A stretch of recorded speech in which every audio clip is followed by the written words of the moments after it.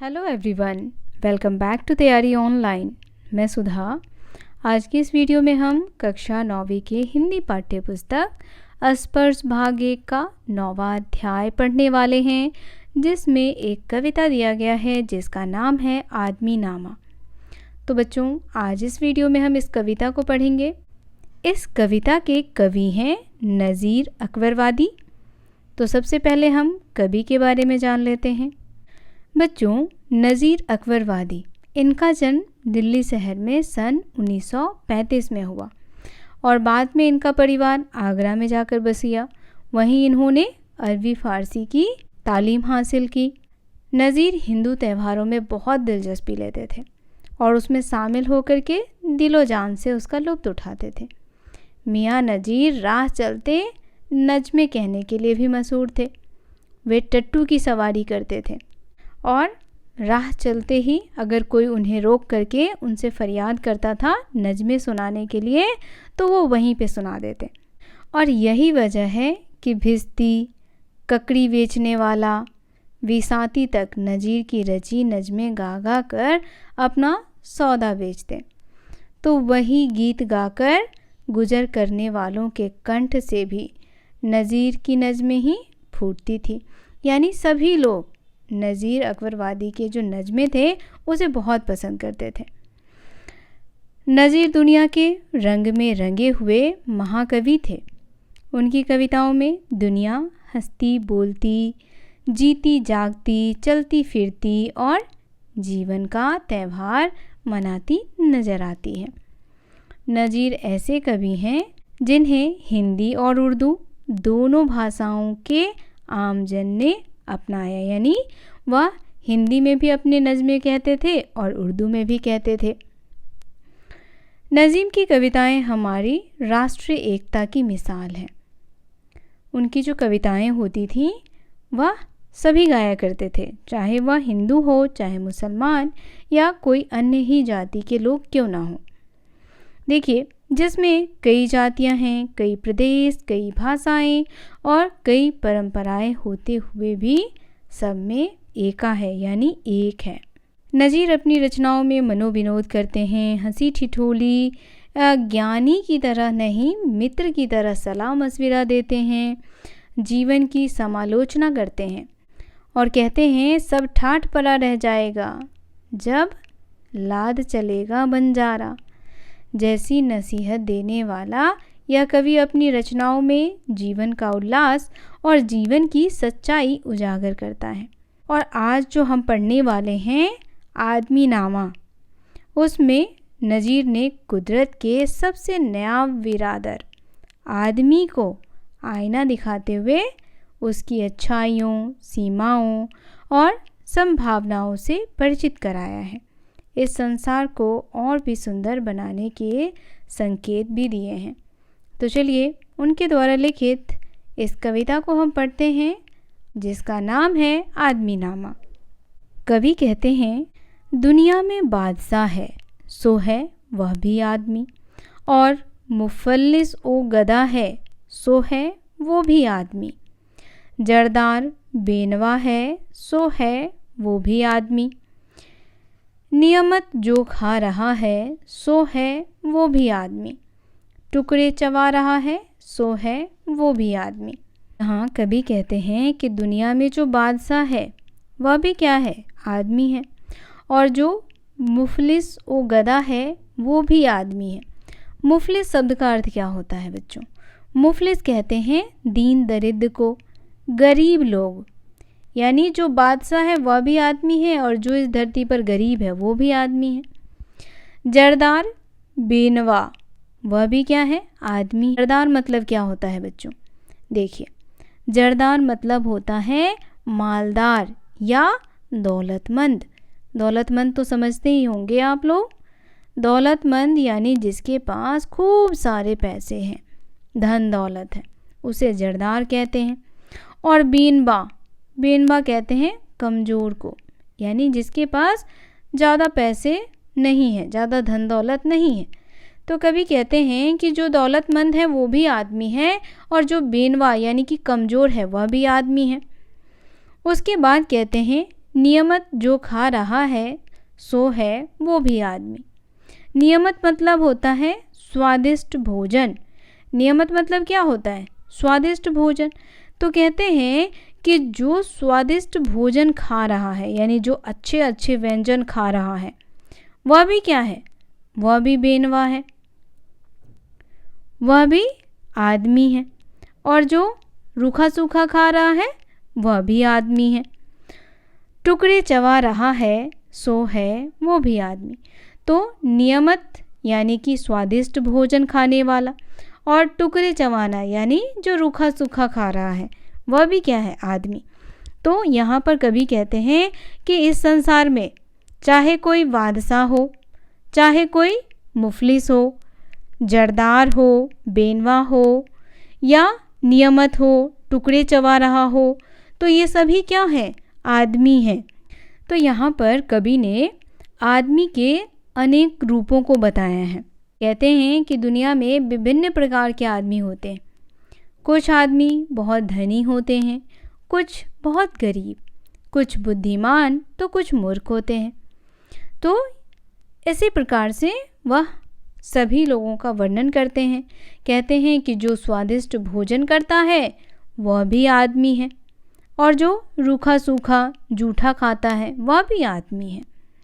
तो हर आदमी अलग अलग होता है और उसका अपना अलग अलग काम होता है।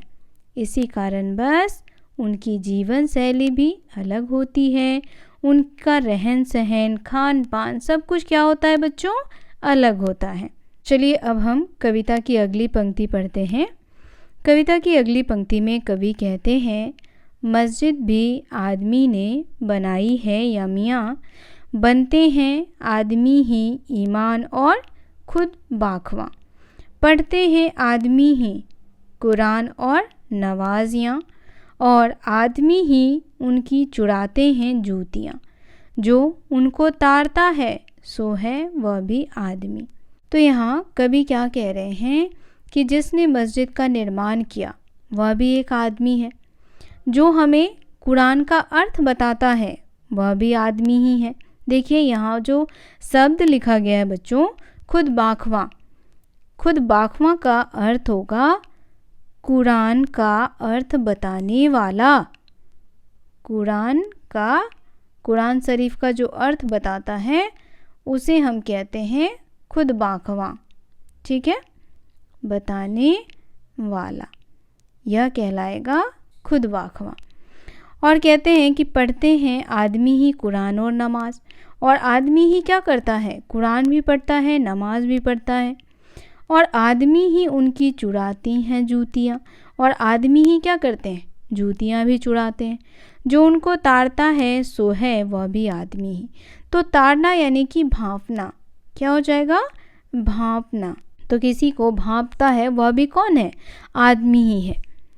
तो यहाँ पर कवि ने आदमी के अनेक कार्यों के बारे में बताया है कि मस्जिद का निर्माण भी एक आदमी ही करता है, और मस्जिद के अंदर जो कुरान पढ़ता है वह भी एक आदमी ही होता है, और यहाँ तक कि जो चप्पल चुराने का काम करता है वह भी कौन है? एक आदमी ही है। और उनके ऊपर पहरा देने वाला, नज़र रखने वाला कौन है? वह भी एक आदमी ही है। तो यहाँ पर आदमी के विभिन्न रूपों का वर्णन उन्होंने किया है कि दुनिया में पुण्य करने वाले भी आदमी हैं और पाप करने वाले भी आदमी हैं। तो आदमी के कई रूप हैं। कविता की अगली पंक्ति है, या आदमी पे जान को वारे हैं आदमी, और आदमी पे तेग को मारे हैं आदमी, पगड़ी भी आदमी की उतारे हैं आदमी, चिल्ला के आदमी को पुकारे हैं आदमी, और सुन के दौड़ता है सो है वो भी आदमी। अब यहाँ क्या कहते हैं कि यहाँ आदमी पे जान को वारे हैं आदमी।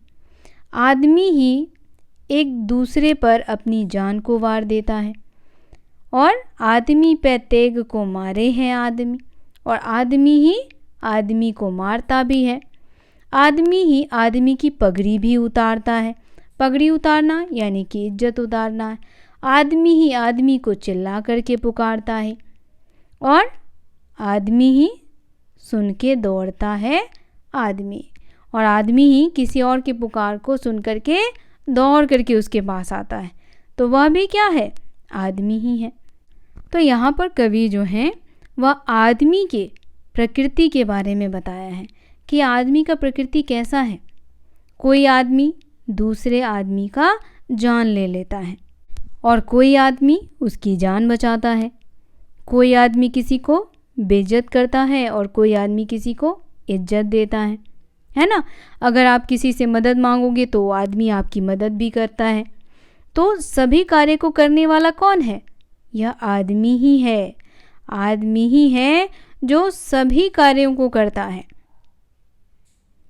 तो यहाँ पर कवि जो हैं वह हमें यह शिक्षा देना चाहते हैं कि मनुष्य विभिन्न प्रकृति के होते हैं। कोई भला होता है, कोई बुरा होता है। किसी को भला करके खुशी मिलता है तो किसी को बुरा करके मिलता है।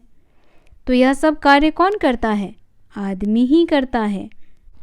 कविता की अगली पंक्ति है, असराफ और कमीने से ले साहता वजीर, ये आदमी ही करते हैं सब कार्य दिल पजीर। या आदमी मुरीद है और आदमी ही पीर, अच्छा भी आदमी ही कहता है ए नज़ीर। और सब में जो बुरा है सो है वो भी आदमी। तो अब यहाँ क्या कह रहे हैं कवि, देखिए, असराफ, असराफ शब्द का अर्थ होता है बच्चों शरीफ। ये जो है वह शरीफ का बहुवचन है। शरीफ यानी कि अच्छे लोग, तो असराफ जो है वह शरीफ का बहुवचन है। और यहाँ कमीने यानी कि बुरे लोगों को संबोधित कर रहे हैं, जो बुरे लोग हैं उनके बारे में कह रहे हैं। शाह मतलब होता है बच्चों राजा। शाह मतलब राजा या सम्राट कह सकते हैं। वज़ीर जो मंत्री होता है उसे हम क्या कहते हैं, वज़ीर कहते हैं ना। तो यहाँ कवि क्या कहते हैं, असराफ और कमीने से ले साहता वज़ीर। तो कवि कहते हैं कि शाह बनकर गद्दी पर जो बैठा है वह भी क्या है, आदमी है, और जो उसका वज़ीर है वह भी आदमी है। ये आदमी ही करते हैं सब कार्य दिल पजीर। अब यहाँ शब्द आ रहा है बच्चों दिल पजीर। दिल पजीर का मतलब होता है दिल लुभाने वाला, यानी मन को लुभाने वाला, मन को अच्छा लगने वाला। यहाँ मैं इसका अर्थ लिख देती हूँ, मन को अच्छा लगने वाला, इसे कहते हैं दिल पजीर। ठीक है, तो कहते हैं ये आदमी ही करते हैं सब कार्य दिल पजीर, यानी आदमी ही क्या करते हैं, किसी के दिल को लुभाते हैं, किसी के मन को मोह लेते हैं। या आदमी मुरीद है और आदमी ही पीर। और कहते हैं कि आदमी क्या है, मुरीद है। मुरीद मतलब भक्त। मुरीद मतलब क्या होता है, भक्त। और पीर किसको कहा जाता है, संत को। जो भगवान के भक्त होते हैं उनको क्या कहते हैं, पीर कहते हैं। अच्छा भी आदमी ही कहता है ए नज़ीर। और कहते हैं कि अच्छा कौन बोलता है, आदमी ही बोलता है। अच्छा भी आदमी बोलता है और बुरा भी आदमी बोलता है। नज़ीर यहाँ पर जो है बच्चों वो कवि का नाम है। तो कहते हैं अच्छा भी आदमी ही कहता है ए नज़ीर, और सब में जो बुरा है सो है वो भी आदमी। और कहते हैं सब में जो बुरा है, जो बुराई करता है, जिसमें बुराइयाँ भरी हुई है, वो भी तो आदमी ही है।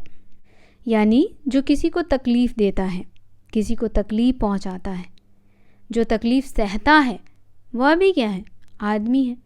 तो यहाँ कवि जो हैं वह कहते हैं कि इस संसार में जो भी अच्छा करता है वह आदमी है, जो बुरा करता है वह भी आदमी है, जो दुख सहता है वह भी आदमी है, जो प्रसन्न रहता है वह भी आदमी है। तो यहाँ पर उन्होंने आदमी के विभिन्न रूपों का वर्णन जो है वह किया है। तो बच्चों ये कविता यहीं समाप्त होता है। मिलते हैं आपसे इसी कविता के भावार्थ के साथ। वीडियो पसंद आ रहा हो तो इसे लाइक करें, ज़्यादा से ज़्यादा शेयर करें, हमारे चैनल को सब्सक्राइब और फॉलो करना तो बिल्कुल ना भूलें। मिलते हैं आपसे इसी अध्याय के साथ, तब तक के लिए आप सभी का धन्यवाद।